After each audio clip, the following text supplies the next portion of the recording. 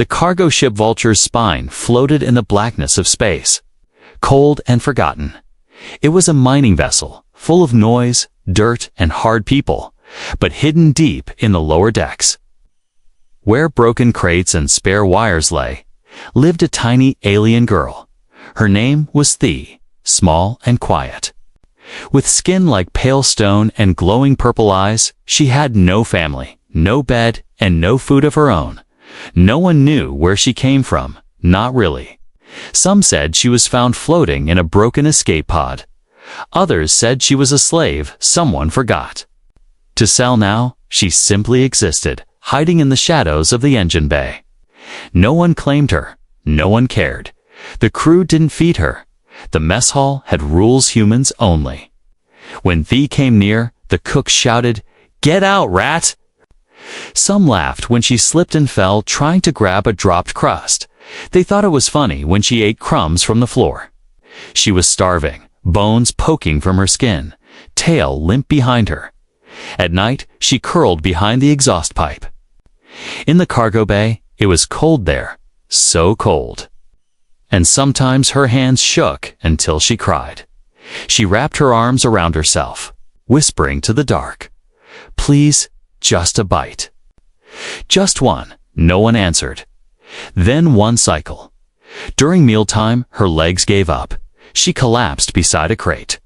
Lips dry, her stomach screaming for anything. Laughter echoed around her. "Look, the rat's dying." Someone joked, "Should we toss her an ice cube?" Said another. Their boots walked past her, none stopping, except one. A pair of boots paused in front of her face. Thee opened one eye and saw a human. A young one. He didn't laugh, didn't speak at first. He knelt slowly and looked at Hurley. Looked. Then he pulled something from his pocket.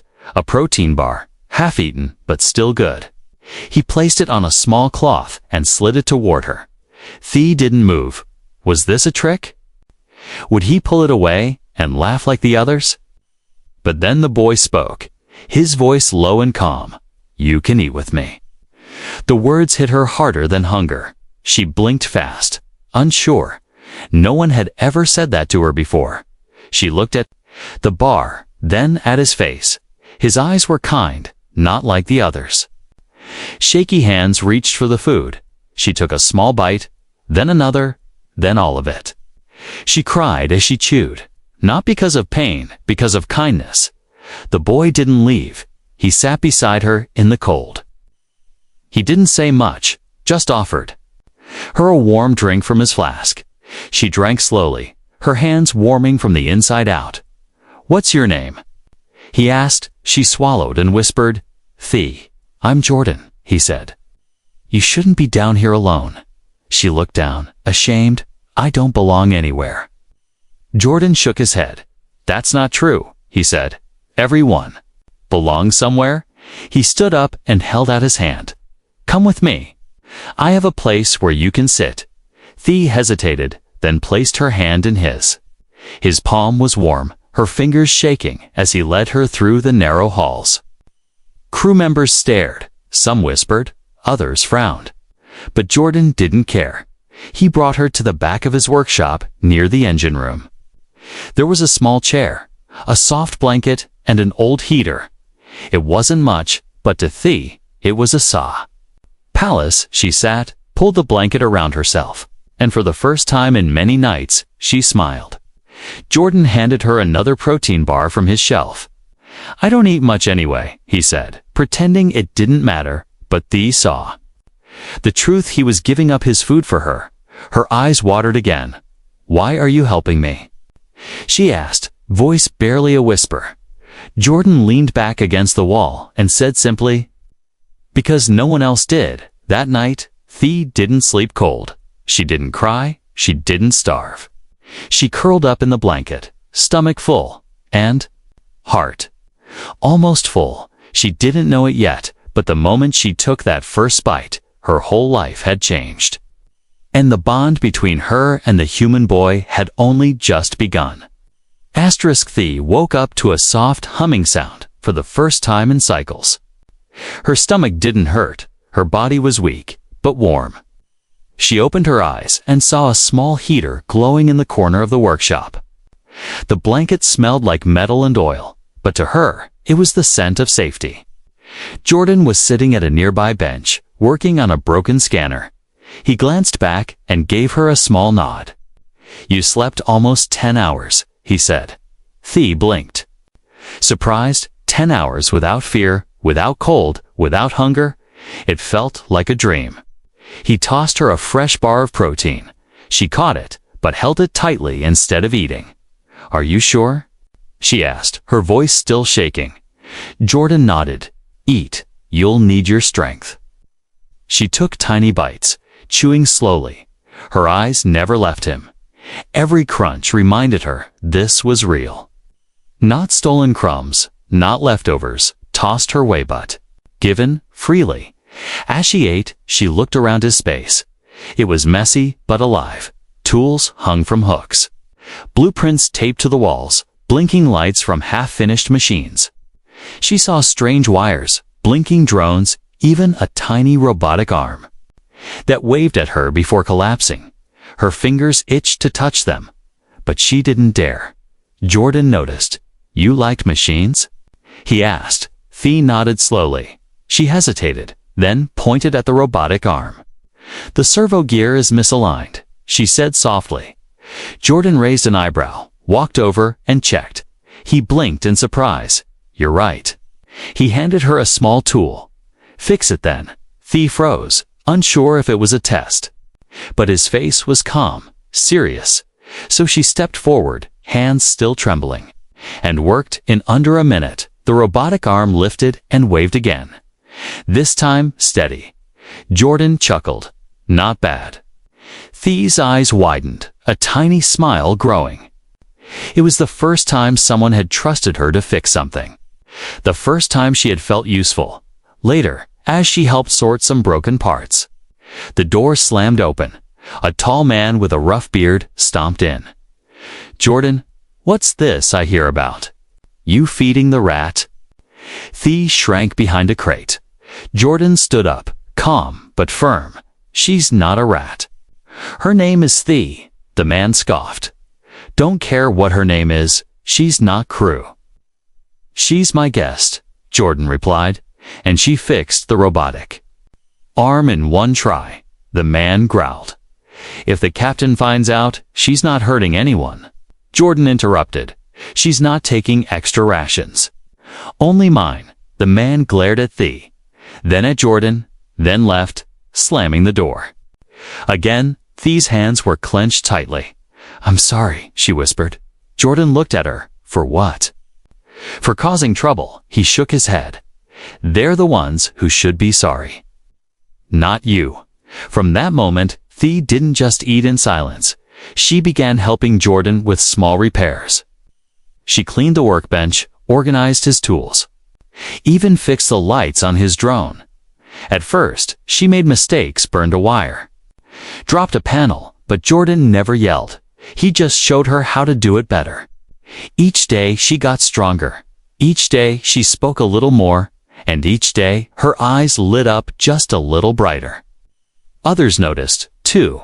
One engineer saw her reconnect a wire panel and muttered, "That little rat's fast." But he didn't stop her. Another handed her a broken circuit to test. It was small, but it was change one evening. As the ship drifted through deep space, Thea sat near the window. She stared at the stars, her chin resting on her knees. Jordan sat beside her, sipping recycled tea. "Do you remember where you're from?" he asked. She shook her head. "Just the dark, and hunger, and fear." Jordan didn't press further. Instead, he said, "Well, now you're here." Thea nodded slowly. "Yes," she whispered. "Now I'm here." They sat in silence. Two very different beings in a sea of stars, one human, one alien, bound not by blood, not by orders, but by one simple act. A meal shared, a whisper spoken, a hand offered that night. Jordan left an extra blanket near her corner, and Thea, for the first time, slept without crying. She was no longer just surviving. She was beginning to live. Thea stood behind Jordan as the captain stared at them. His face was cold, his eyes narrow like knives. The room was silent except for the soft hum of the ship's engines. Jordan stood tall, arms crossed, but Thea's hands were shaking by her sides. The captain's voice finally broke the silence. "You're feeding an alien girl who doesn't belong on this ship." Jordan didn't flinch. "I'm using my own food." "Sir," he said calmly, "she's not hurting anyone, and she helps in the workshop." The captain leaned forward across the metal desk. "This is a mining ship, not a daycare." He glanced at Thea like she was trash. "She's dead weight." Jordan didn't move. "She fixed the scanner you said was useless." He said, "She's faster than most of your crew. And she learns in hours what others learn in weeks." The captain smirked. "Still not crew," he said. "If she touches anything else, she's off this ship." Thea's eyes dropped to the floor. She felt the cold creeping back into her chest. But Jordan placed a hand gently on her shoulder. "She won't cause trouble," he promised. Then he turned and led her out. They walked in silence through the long gray halls. Every now and then, crew members stared. Some whispered, others laughed. One even spat near Thea's feet. Jordan's jaw tightened. But he kept walking. Back in the workshop, Thea sat down on the floor, hugging her knees. "I shouldn't have come here," she whispered. Jordan looked down at her, frowning. "You didn't come here," he said. "They left you. They failed you. I won't." That night, Thea ate slowly, each bite tasting like guilt. Jordan pretended not to notice. He worked late, louder than usual, as if trying to cover the silence between them. The next day, things got worse. In the corridor, a big human named Garrel blocked their path. He was part of the engine crew, mean and loud. "Feeding strays now, huh?"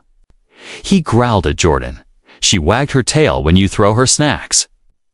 Jordan stepped in front of Thea. "She's just a kid," Garrel smirked. "She's a pest." Then, without warning, he shoved Thea back. She stumbled, hit the wall hard, and gasped. Before anyone could speak, Jordan's fist flew. It hit Garrel right in the jaw. The big man stumbled, stunned. Jordan didn't wait. He grabbed Thea's hand and ran. They turned corners, rushed past supply crates and flickering lights. Finally, they ducked into the workshop and locked the door. Thea's chest rose and fell fast, her hand still in his. Jordan looked at her. "Worried? Are you hurt?" She shook her head slowly, but her eyes were full of fear. Jordan sat down, pulling out a box of parts. "Then we work," he said. "Work helps." And so they worked, for hours. They fixed old drones, cleaned tools, and coded simple routines. Jordan talked more than usual, telling stories of Earth, of big trees and flying birds. Thea listened, slowly calming down. She liked his stories. His voice, his presence. Days passed, and whispers turned to warnings. Other humans muttered about rules and duty, but still, Thea helped. She made herself useful. She fixed a pressure valve that saved a whole engine section. She updated the ship's navigation software using old codes she had memorized long ago. Some started noticing. A few nodded when she passed. One even said thanks under his breath, but others still hated. One evening, Jordan found a note taped to his locker. "Throw the rat out or we throw you out." No name, just anger. He crumpled it and threw it away. He didn't tell Thea. She had already seen enough hate. That night, as Thea sat quietly watching wires blink, she said, "Why do they hate me?" Jordan paused, thinking. "Because you're different," he said. "But different isn't bad." She looked down at her hands. "They don't see me. I see you," Jordan said. "I see how smart you are. How fast you learn, how strong you've been." Thea looked up at him, her voice quiet. "Will they ever stop hating me?" Jordan didn't lie. "Maybe some won't," he said, "but some will, and that's enough to start." And in that moment, Thea believed him. Not because he promised safety, but because he never left, even when the rules said no. Even when others pushed back, Jordan stood beside her, and she knew that bond between them would only grow stronger. Asterisk, the lights flickered above Thea's head as she crouched under a table in Jordan's workshop. She had wires wrapped around her tiny fingers, a broken circuit board beside her. Jordan watched from across the room, arms crossed, not speaking. He had seen her fix small things before, but this time, it was different. The drone she worked on had been marked unrepairable by 3 techs. It was old, its core fried, its memory bank wiped, but Thea was focused. Her eyes glowing faintly as she moved her fingers with calm precision. She didn't speak much while working, her mouth slightly open, tongue pressed to her sharp teeth. Jordan leaned against the wall, amazed he had given her the drone as a joke, to distract her from the ugly looks and threats from some crew. Now he wondered if she'd prove everyone wrong again. Done, Thea whispered. The drone's lights blinked once, then twice. It hovered, floated in the air, then spun gently. Before resting back on the table, Jordan let out a long breath. "You fixed it," he said. She gave a small nod. "I remembered the wiring pattern from another unit," she said. "But this one had different parts. So I rewrote the code." Jordan blinked. "You rewrote the code?" Thea shrugged, like it wasn't a big deal. "I learned it watching you that night." Jordan uploaded a report to the ship's system. He didn't mention Thea by name, only that a broken drone had been restored using modified code. The crew didn't respond, but someone added a thumbs up to the report the next day. An older engineer named Harka approached Jordan. She held a damaged relay core and said, "Heard you're fixing junk no one else can fix." Jordan smiled. "We try." Harka looked down at Thea, who stood behind a workbench with oily hands. She'd do the work. Jordan didn't answer, but Harka handed Thea the part directly. "Let's see if the stories are true," she said. Thea took the core, her eyes serious. She didn't try to impress anyone, she just worked. By nightfall, the part was clean. Realigned and tested, it passed diagnostics with a 98% score. Word started to spread. A few techs came around asking if the small one could look at their tools. Some still gave her mean looks, but now they came with broken gear in hand. Thea didn't smile often, but when she worked, she was alive. But not everyone liked the change. One crewman named Trass hated it. He said things like, "She's just copying Jordan. She's probably stealing our files. Aliens like her don't belong on human ships." Jordan ignored him at first. But when Trass threw one of Thea's repaired tools in the trash, Jordan snapped. He grabbed Trass by the collar and growled, "She's done more for this ship in 1 week than you've done in a month." The room went silent. Trass backed off. But the tension didn't leave. Later, Thea found Jordan sitting alone. Eyes dark, she sat beside him, holding a cooling coil she had just fixed. "You don't have to fight for me," she said softly. Jordan looked at her. "I'm not fighting for you," he said. "I'm fighting with you." That night, Thea stayed up late. She was building something of her own. Jordan peeked at it while pretending to sleep, a tiny scanner drone, built from scrap and memory. It wasn't pretty, but it was hers. The next morning, she turned it on. The drone flew straight, scanned the room, and landed softly on her shoulder. Jordan clapped quietly. "I think you just built your first invention." Thea nodded, proud but quiet. "I want to make something useful," she said. "You already are," Jordan replied. Later that cycle, the ship hit a mild navigation glitch. Thea was nearby and solved the error in less than a minute. The captain heard about it but still said nothing. No thanks, no praise. But he didn't scold her either. That silence was its own kind of progress as days passed. The workshop filled with small things Thea had touched. Wires were neater. Systems ran smoother. The workshop almost felt like a home, and for the first time since she came aboard, Thea felt like she had a place. But deep down, she knew something was coming. Something big, and she didn't know if this new place, this new life would survive it. But for now, she had tools. She had Jordan, she had work, and she had hope. The red lights flashed all over the ship. A loud alarm screamed through the halls. Thea jumped from her bed, heart pounding. She had never heard the alarm before, not like this. Jordan burst into the room seconds later, his face pale. "Magnetic storm," he said quickly. "We're drifting into it." Thea followed him without a word. The hallway was full of crew running, shouting, pushing each other aside. Smoke filled the air, and the walls trembled. The ship had lost balance, systems failing one by one. In the command center, the captain shouted orders, "Stabilize the engines." "Where are the backup systems? Why aren't the scanners working?" Jordan grabbed a terminal near the engine control room. "Power's dropping fast," he said. "Backup core is offline." A screen sparked and died beside him. Thea stood beside him, eyes wide. "What can I do?" she asked. Jordan hesitated for half a second, then pointed to a narrow vent. "There's a relay node under the panel," he said. "Only you can fit through there." Thea nodded and crawled in without another word. Inside the duct, it was dark and hot. Sparks flew as cables snapped and buzzed. Thea pulled herself forward, remembering everything Jordan taught her: left wire green, right wire red, reroute current, bypass broken core. She reached the relay and started working. Her fingers moved fast, her breathing sharp. "Jordan, I'm in position," she said. "Into her tiny cum," he replied. "You got this? T, take your time, but not too much."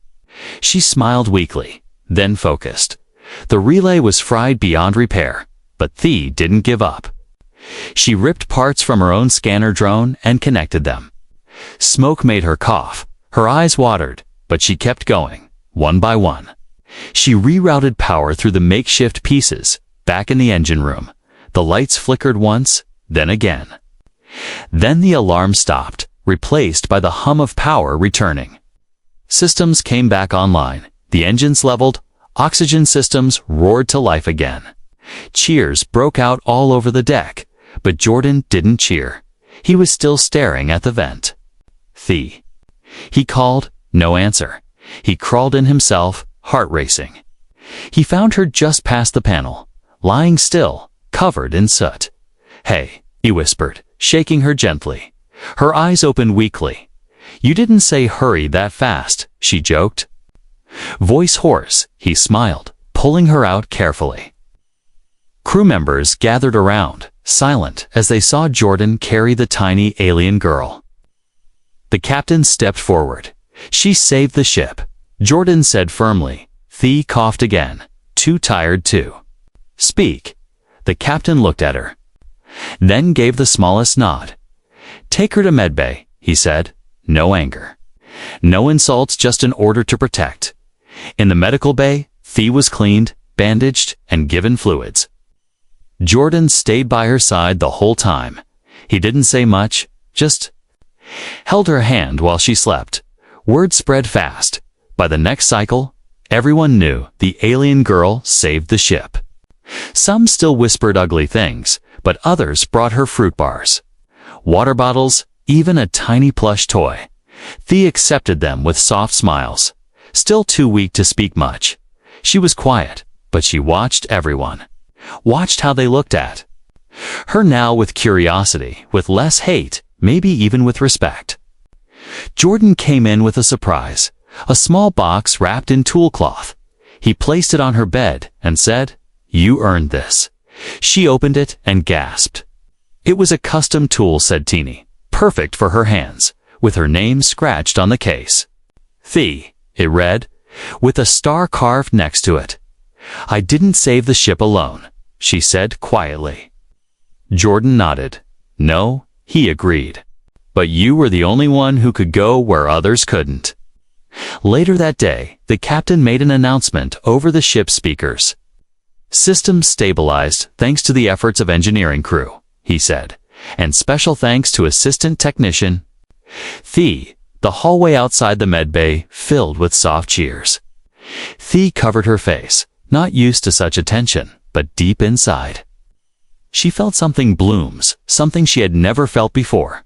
Belonging. She wasn't a pest anymore. She wasn't a shadow hiding in corners. She was part of the crew, not because someone allowed her, but because she earned it, and now they couldn't ignore her even if they wanted to. The next cycle began quietly. No alarms, no storms, no danger. Only the soft hum of the ship's engine and the footsteps of tired workers heading to their duties. But something was different now as Thea walked through the hallway. People stepped aside not to avoid her, but to give her space. Some nodded, a few even smiled. She wasn't invisible anymore. She wore a small tool belt Jordan had made. Just for her, it was patched from old straps, but it fit her tiny frame perfectly. A name tag hung from her neck, made from scrap metal. Technician Assistant Thea. It said, engraved by hand, when she entered the workshop. Someone had placed a small welcome sign near her chair. It wasn't fancy, just painted with oil and wire scraps, but it made her stop and stare. Jordan leaned over and said, "Looks like you've got fans now." She didn't know what to say. She just smiled and sat down. Work was smoother now. Jordan gave her bigger tasks engine readings, coolant checks, even drone path setups, and Thea finished them fast, clean, and better than expected. Soon, crew members from other departments came looking for her. "Hey, little genius," one engineer called. "Can you check this power cell?" Thea nodded, already holding the correct scanner. They looked surprised, then impressed. In the mess hall, things were still mixed. Some refused to eat near her, turning their backs. But one guard sat across from her one day without a word. Then, another sat beside Jordan, ignoring the whispers. Thea sat quietly, eating slowly, pretending not to notice, but inside, she did. Every small act of kindness, very small change mattered. Later that day, she fixed a life support sensor on Deck 7. The captain passed by while she was working. He didn't stop, didn't speak, but as he walked past, he gave a short nod, and to Thea, that silent gesture was louder than applause. That night, Jordan handed her a broken interface from the bridge top-level system. He said, "Want to give it a shot?" Thea took it with careful hands, her fingers already working before she sat down. "Careful," Jordan warned with a smile. "You fix too much, you'll end up replacing me." Thea looked up, smiling for real this time. "Then I'll build you something better to do," she said. Suddenly, a loud bang echoed down the hall. Voices shouted.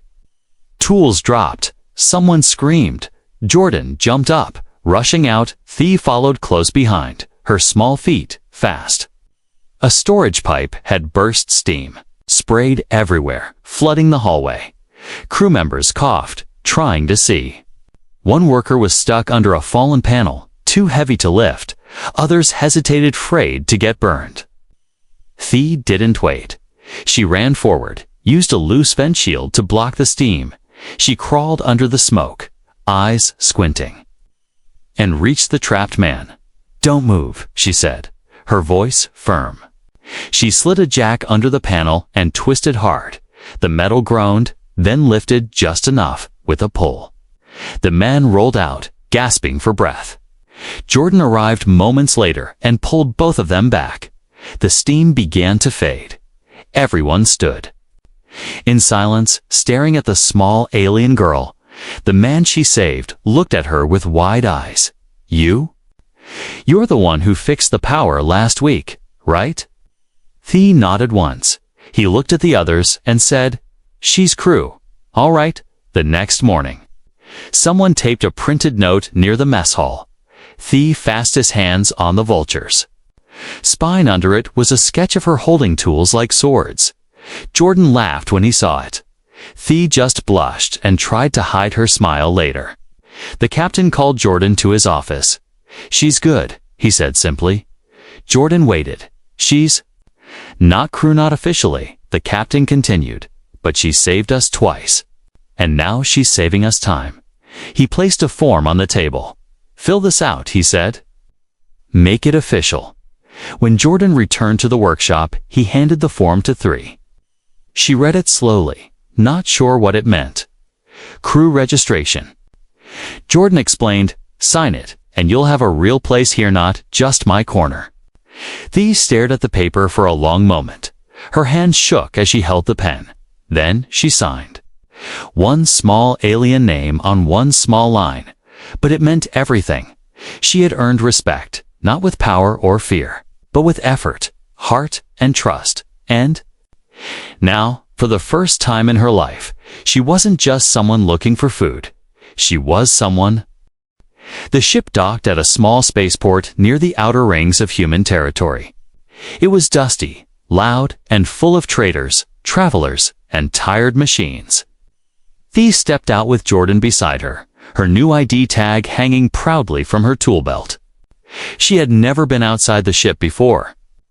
Everything felt big, too big, but also full of possibilities. They were just there to restock parts, check fuel, and give the crew some shore time. Thea stayed close to Jordan, her hand brushing his sleeve every now and then. Even after all the changes, part of her still feared being lost again. Jordan bought her a warm meal from a food stall. Real food, not protein bars or reheated soup. A small plate of hot noodles and sweet bread. Thea held the tray like it was treasure as they sat on a bench near the cargo bay entrance. Thea watched. The crowd, so many beings moved around, humans, aliens, machines. Most ignored her, but some stared. She didn't flinch. Not anymore. She had Jordan. She had her badge. And she had her worth. Suddenly, she saw something that made her sit up straight. A small shape, hiding behind a row of crates. Another alien girl, thinner than Thea had ever been. Bones showing, clothes torn, eyes wide with fear. Thea stood up. Her food forgotten, she walked toward the crates, slow and careful. The little girl backed away like a scared animal, but Thea knelt low and whispered, "It's okay. I see you." The girl didn't answer, her eyes locked on the bread still in Thea's hand. Without a word, Thea tore it in half and held it out. The girl hesitated, then snatched it fast and began to eat. Jordan walked up behind Thea and paused. Another one, just like Thea had been.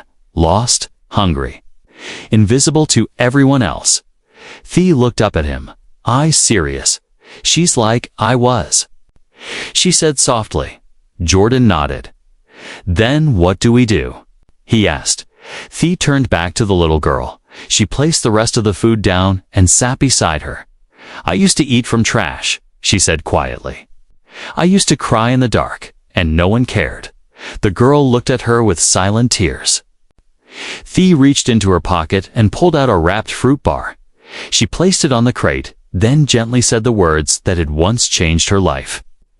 "You can eat with me." The girl stopped shaking, just a little, and nodded. Later, they brought her to the ship. The captain grumbled. "As always, she's not crew," he muttered. Jordan looked at him and said, "Neither was Thea." Once, the captain sighed and waved them off. "Your food rations, your call."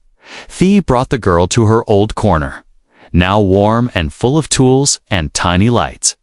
She gave her a blanket, a clean shirt, and a soft place to sit. The girl didn't speak, but she didn't run either. That night, she ate beside Thea in the workshop, silent, slow, but safe, over the next few days. Thea taught her small things: how to hold a screwdriver, how to sort wires. She didn't push, didn't rush. She just stayed near, like Jordan once did for her. And slowly, the girl began to smile. Jordan watched from a distance, pride in his eyes. He saw what Thea had become. Not just a technician, not just a survivor, she was something more. She was hope. One evening, as the ship left the station and headed back into deep space, Thea stood by the window with a girl beside her. The stars stretched far and wide, endless, beautiful, full of wonder. Thea whispered, "One day, you'll fix things better than me." The girl didn't answer, but her tiny hand reached up and held Thea's, and that was enough. Back in the mess hall, a new table had been cleaned and left empty. Jordan walked in and saw it on the corner. Someone had carved, "All welcome, sit and eat." It wasn't official, but it was loud enough for those who needed to hear. Thea sat at that table with Jordan and the girl. Other crew members joined them, some still unsure, but willing to try. A few brought extra food. A few just offered nods. It was quiet, simple, and full of peace. And as Thea broke her bread and passed it around, she smiled softly, because she remembered that cold day in the cargo bay, when she thought no one saw her, when a human whispered, "You can eat with me now." It was her turn to whisper it to someone else, and that made all the difference.